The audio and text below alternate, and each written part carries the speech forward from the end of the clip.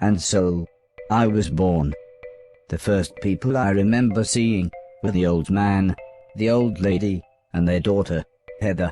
After they'd said hello, the old man powered me down so he could install some software. I could tell they were nice people. The old man didn't give me a silly voice or stupid personality. And the old lady didn't dress me like a clown. Although for some reason, Heather really didn't like me. Once I'd had time to get used to walking, the old man asked me to dash from one end of the room to the other.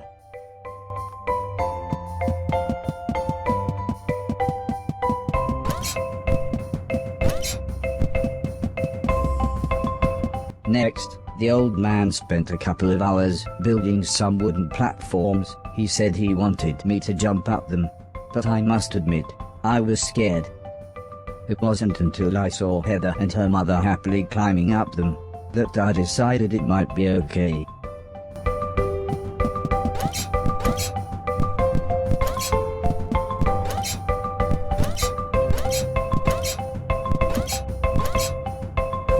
The old man then rearranged the platforms.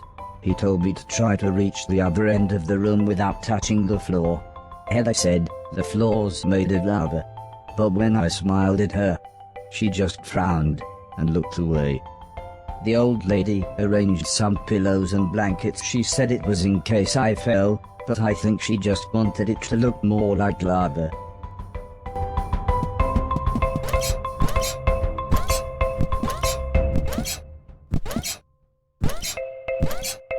When I reached the other side, the old man just smiled and said, "That'll do, for now."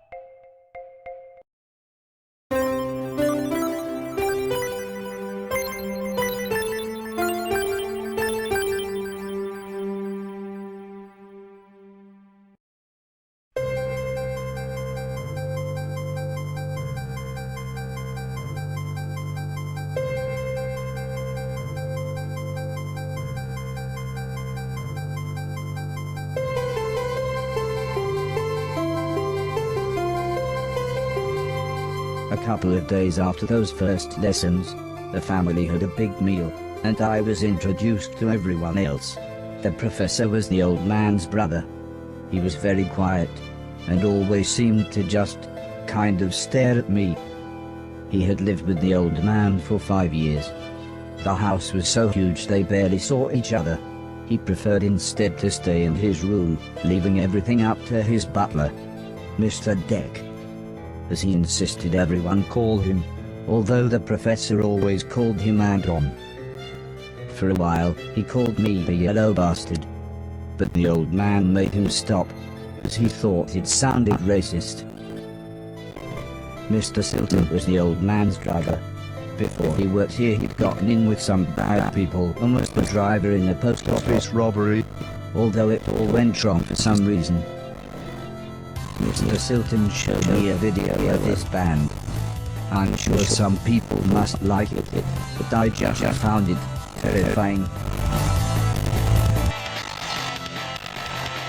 Then there was Alice. She was the cook. She was a nice old lady. When she was younger, she had been a TT chef. Then, years later, she had a small part in Coronation Street. Mr. Silton said before she worked for the old man, Alice was quite a hoarder. She kept old newspapers and bicycles, and sometimes from out a pool room in a shoebox. The next morning, the old man gathered everyone together to show them what I was capable of. What else does he do? Asked Mr. Silton. The old man smiled. He could help around the house. Could he help you with my newspaper collecting? Asked Alice. I'm not sure that's a good idea, said the old lady, but he can do all sorts of jobs. Yeah, said Mr. Silton, and shoved the stick up his ass and can do the deck job. Now, said the old man, we have company, pointing to some important-looking people. Two large men, both called Gary, set up the old man referring to as lasers. He said again, I should try again from one end of the room to the other, but I shouldn't be worried, as I had a special chip which no matter how damaged I was, I couldn't die. He said it like infinite lines in a video game. But when he realized I didn't understand, he said he would explain another time.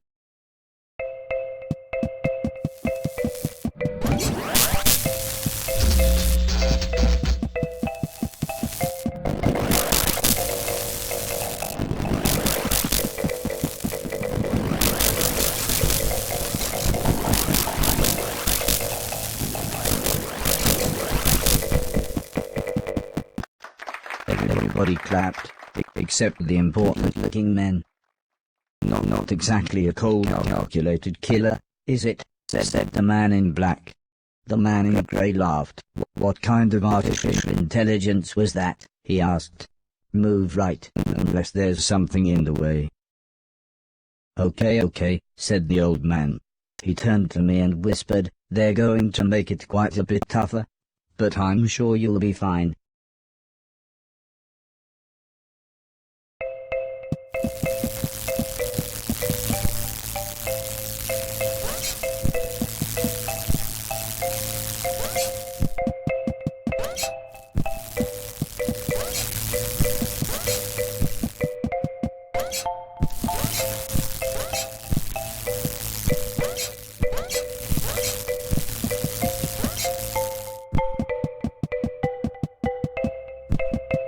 The Garys then rearranged the room one last time. The old man smiled. Now, there's no need to look so glum, he said. I'm still happy with everything you've done today.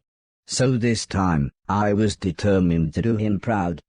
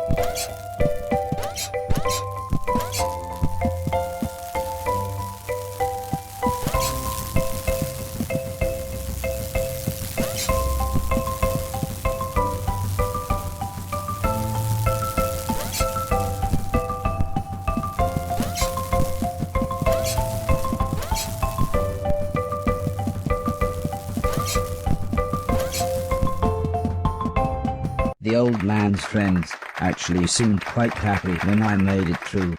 "We might have a winner after all," said the man in black. "It's no Killbot 3000, but you can almost see the fire in its eyes." A couple of days later, the old lady said she had a surprise for me, my own room. She also wanted to play me some music. I wasn't sure after what Mr. Silton had shown me.